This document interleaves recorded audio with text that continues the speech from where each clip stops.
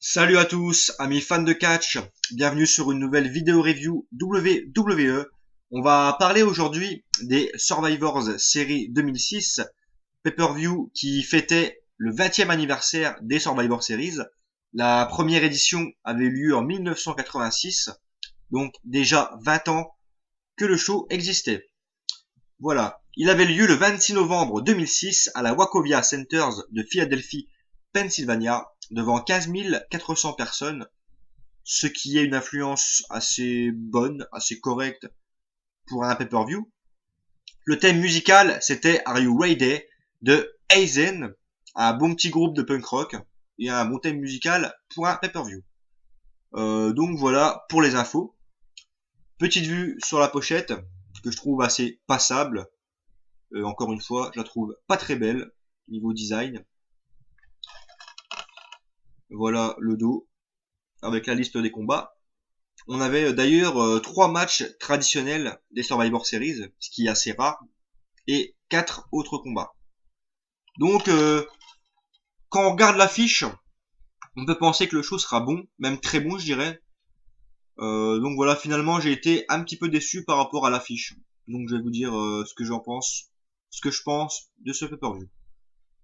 On avait d'abord un opener qui voyait un match traditionnel des Survivor Series, donc un match à élimination, avec d'un côté la team Ric Flair, composée de Ric Flair, de Dusty Rhodes, Ron Simmons et Sergent Slaughter, et de l'autre la team Spirit Squad, composée de Kenny, Johnny, Nike et Mickey.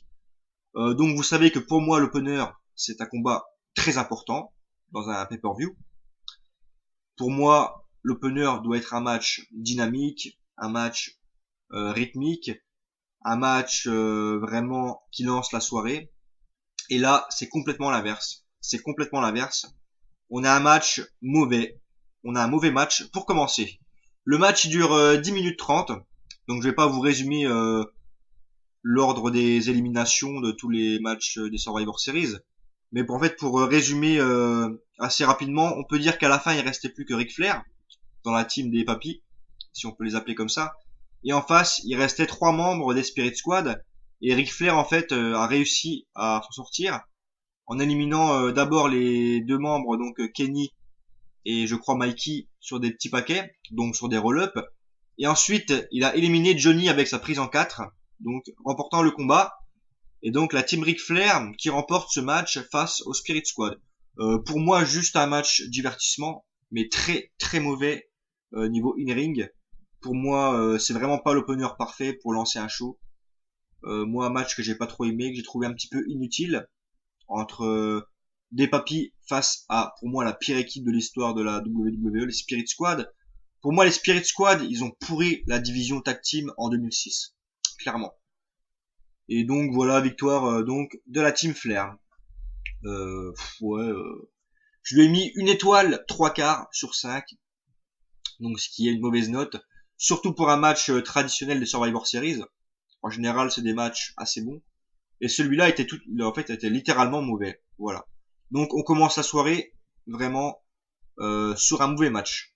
Donc voilà, sur une mauvaise note, on va dire.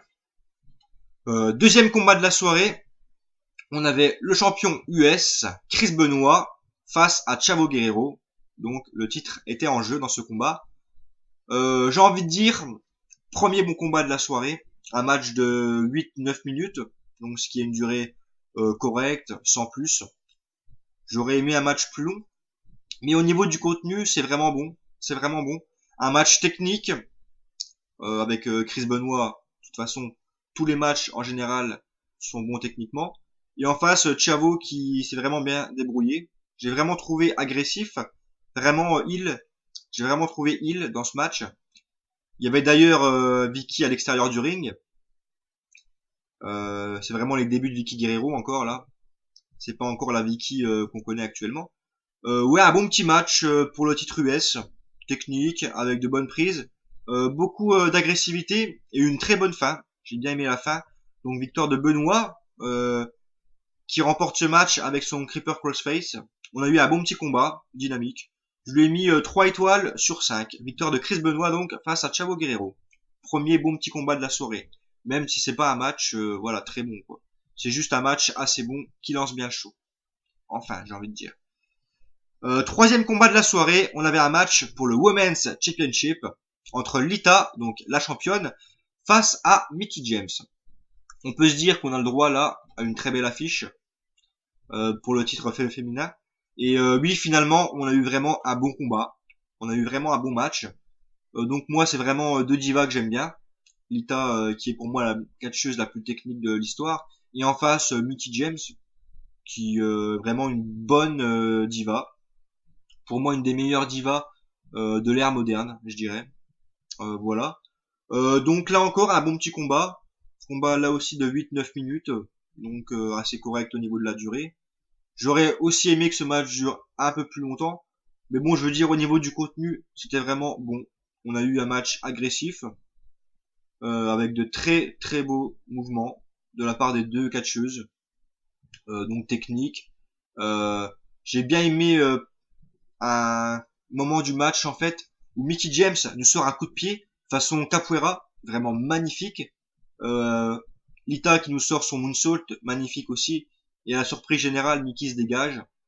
Mickie qui remporte le match avec un superbe DDT, donc un DDT modifié, un twisting DDT magnifique. Franchement, j'ai adoré le finish. Bon petit combat, je lui ai mis là encore 3 étoiles sur 5. Donc voilà, deuxième bon petit combat de la soirée. À noter aussi, oui, que c'est le dernier combat de Lita en pay-per-view. Donc j'aurais vraiment aimé que la fédération lui offre une belle sortie, quoi. D'autant plus qu'on voit Chad Gaspard et JTG arriver avec un box en fait. Et ils ont vendu aux enchères les petites tenues de Lita. Donc ils ont vendu au public les soutiens-gorge, les petites culottes. J'ai vraiment trouvé que c'est un manque de respect. C'était assez marrant, c'était assez fun, mais c'est vraiment un manque de respect quoi de la part de la WWE pour le dernier combat de Lita. Voilà.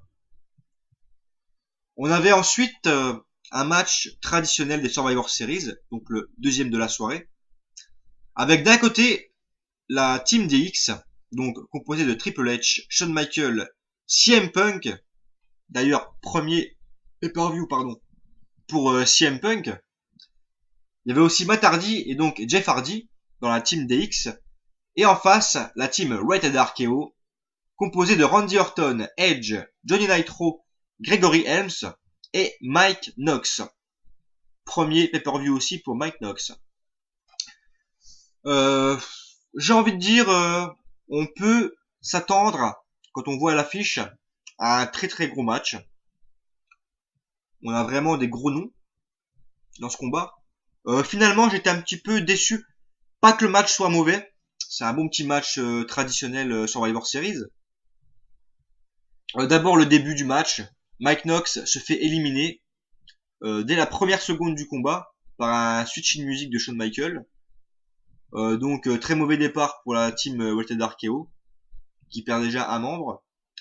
Ensuite, on a CM Punk qui élimine Nitro avec un Anaconda Vice. Donc là, ça se complique déjà très rapidement pour la team Edge Orton. Ils sont plus que 3 contre 5. Et ensuite, en fait, la team la team DX qui élimine un par un les 3 derniers membres, donc à savoir dans l'ordre Gregory Helms, Edge et Randy Orton. Donc 5-0 en fait dans ce combat. DX qui ne perd aucun catcheur. Et la team Rated RKO qui se fait éliminer, mais complètement sans avoir éliminé un seul catcheur en face. J'ai trouvé qu'il y avait aucun suspense dans ce combat.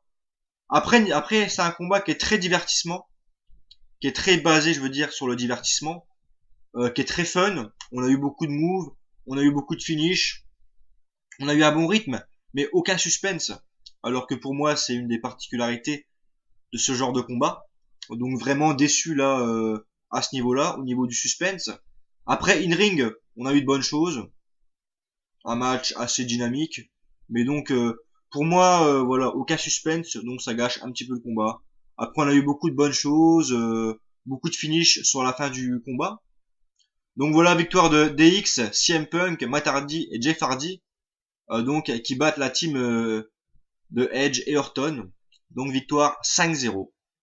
Voilà. Ce qui fait, d'ailleurs, je crois que c'est la première fois dans l'histoire des Survivor Series qu'une équipe gagne sans se faire éliminer aucun de ses membres. Ce qui est assez rare. Je lui ai mis 3 étoiles, un quart sur 5, voilà. Ce qui est un match assez bon, mais sans plus pour un match des Survivor Series. On avait ensuite un match First Blood entre l'Undertaker et Mr. Kennedy. Donc une très grosse feud de la fin 2006 entre Kennedy et Undertaker. Donc là aussi, on peut s'attendre à un bon match quand on voit Undertaker et Mr. Kennedy. Et on aura eu, croyez-moi, un match vraiment horrible. On aura eu un match horrible entre les deux catcheurs. J'ai pas grand chose à dire. Le match dure 9 minutes. Il ne se passe quasiment rien. Je faut le dire. Je crois qu'il doit y avoir une prise de l'Undertaker, une superplex. Sinon, il n'y a aucune autre prise. Il n'y a aucune prise, il n'y a rien, quoi. Les deux essayent littéralement de se faire saigner avec des coups de poing. Ce match, il est juste horrible, long, il est chiant. Pour moi, c'est un des pires matchs de l'année 2006 en termes de durée et de contenu, quoi. C'est un match vraiment horrible, très très mauvais. D'ailleurs, Mr. Kennedy qui saigne le premier, en fait. D'abord, il se fait ouvrir la lèvre, je crois. On voit MVP qui arrive, qui ressuie Kennedy avec une serviette. Ensuite, MVP qui met un coup de chaise à l'Undertaker, donc Undertaker qui gagne le combat par disqualification, je crois. Non, même pas. C'est Mr. Kennedy qui remporte ce match parce que l'arbitre était KO. Enfin, c'est du grand n'importe quoi ce combat. J'ai même pas envie d'en parler parce que c'est ridicule, il est vraiment mauvais. Il se passe quasi rien pendant 9 minutes et la fin est très très mauvaise. Il y a juste l'après-match qui est, j'ai envie de dire, cool et encore, avec un très très gros coup de chaise, un énorme coup de chaise de Undertaker sur Kennedy. Undertaker qui se venge et qui porte son Tombstone Piledriver. J'ai juste mis une demi-étoile sur 5, donc même pas une étoile pour ce match, une demi-étoile, juste pour le segment d'après-match. Mais voilà, vraiment très mauvais. Un match qui ralentit vraiment la soirée. Voilà.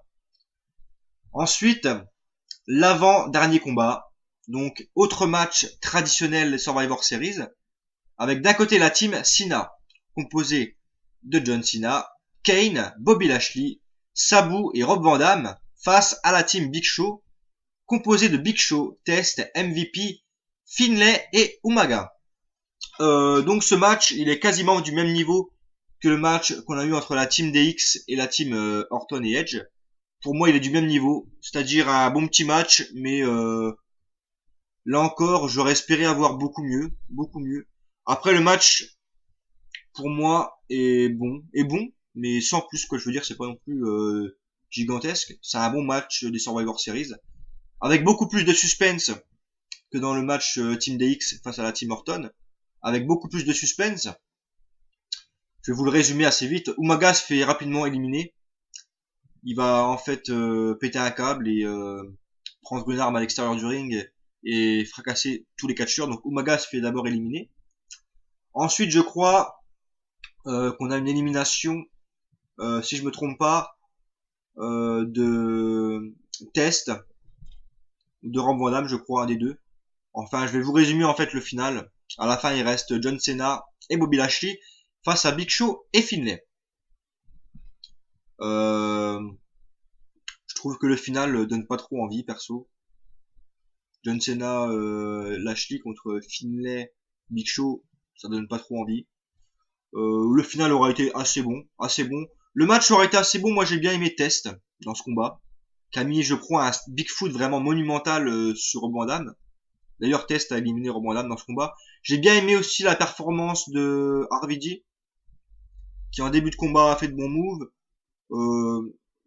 Il y a aussi Hansugel qui intervient dans ce combat. Ça a été, ouais, enfin, c'est un match assez bon, mais franchement, donc victoire de Cena et Lashley qui gagne. Donc, on avait beaucoup plus de suspense. Mais au niveau in-ring, j'ai pas trouvé ça monumental. Ouais, il y avait Sabu aussi qui a fait un superbe Moonsault DDT, je crois, sur Test. Enfin, il y a eu de belles prises, il y a eu de beaux moves. Pour moi, c'est pas non plus un match énorme. Là encore, j'aurais bien aimé avoir un match plus long. Le match dure 12 minutes 30. Et surtout un match, on va dire, avec plus de prises, plus en fait dans le niveau dynamique, dans le niveau, enfin, je veux dire, j'aurais bien aimé en fait un final avec voilà quoi, un truc de fou quoi. On a eu juste un match normal, traditionnel de Survivor Series sans plus. Pour moi, c'est un peu décevant. Voilà, c'est un peu décevant. Même si le match n'est pas mauvais, je lui ai mis 3 étoiles un quart sur 5. Donc voilà, victoire de la team Cena. Je vais passer au main event, donc le dernier combat de la soirée, qui voyait un match entre King Booker, donc le champion du monde poids lourd, face à Booker T, face à Batista. Donc, ce match en fait, c'est la dernière chance de Batista, donc pour réussir à remporter le titre poids lourd. Une des très grosses feuds de la fin 2006, King Booker Batista. Voilà, pour moi, clairement, c'est leur meilleur affrontement. C'est leur meilleur affrontement. Le match dure 14 minutes, ce qui est une bonne durée pour un main event. On a eu de beaux moves, je trouve du bon catch poids lourd, un bon match poids lourd. Après, match qui manquait de rythme. J'ai trouvé qu'il y avait un faux rythme par moment. Mais vraiment un match très physique, vraiment intense. Un bon match de poids lourd. Mais là encore pour moi, j'aurais espéré un petit peu mieux. Je m'attendais à mieux, franchement. Après, le match, là encore, est bon, hein. On a plein de bons petits matchs dans ce pay-per-view. Mais on n'a pas de combat vraiment gigantesque, quoi. Donc, ouais, un bon match de poids lourd, avec de bons moves. J'ai trouvé King Booker au-dessus dans ce combat. Je l'ai trouvé au-dessus techniquement. Après, Batista qui fait un bon match au niveau de la puissance. Mais pour moi, Batista, quand je le revois dans ce match, je me dis que techniquement, il avait vraiment de grosses difficultés, quoi. Au niveau de ses déplacements, au niveau de beaucoup de choses. Pour moi, il lui manque vraiment beaucoup de technique à Batista. D'ailleurs, je trouve que Cena était d'un meilleur niveau. Quand je les compare, je trouve que Cena méritait quand même de prendre la place de Batista quoi en tête d'affiche. Quand je les vois eux deux, pour moi, il n'y a pas photo quoi. Batista, je trouve que techniquement, est vraiment limité, est très limité. Après, c'est King Booker qui mène le match, qui donne le rythme. Ouais, c'est un bon match de poids lourd, sans plus. Je lui ai mis là encore une fois 3 étoiles 1 quart. Donc il n'y a pas un match qui a plus de 3 étoiles 1 quart. Donc ce qui fait qu'on a plein de petits bons matchs. On a 2 bons matchs traditionnels de Survivor Series. On a un bon match poids lourd, un bon match pour le titre US et un bon match féminin. Mais aucun, j'ai envie de dire, match excellent. Aucun match vraiment qu'on retiendra, quoi. C'est un pay-per-view qui contient plein de petits bons matchs, avec aussi un très mauvais match entre Undertaker et Kennedy, et un très mauvais match entre la team Ric Flair et la team Spirit Squad. Donc voilà, 4 bons petits matchs et 2 très mauvais matchs. Donc je vais lui mettre la note de 3 étoiles sur 5, ce qui en fait un show assez bon, sans plus. C'est pas un des shows à acheter en 2006. Pour moi, j'étais assez déçu au niveau des résultats et en fait du manque de gros matchs. Donc voilà, après c'est pas un mauvais show, c'est un show qui se regarde plutôt bien. Donc voilà, à vous de voir. Donc 3 étoiles sur 5 pour les Survivor Series 2006. Et donc à noter que Batista remporte le titre poids lourd face à King Booker donc dans le main event. Voilà. Merci de m'avoir suivi donc pour la review des Survivor Series et je vous dis à la prochaine pour December to Dismember. Merci et salut.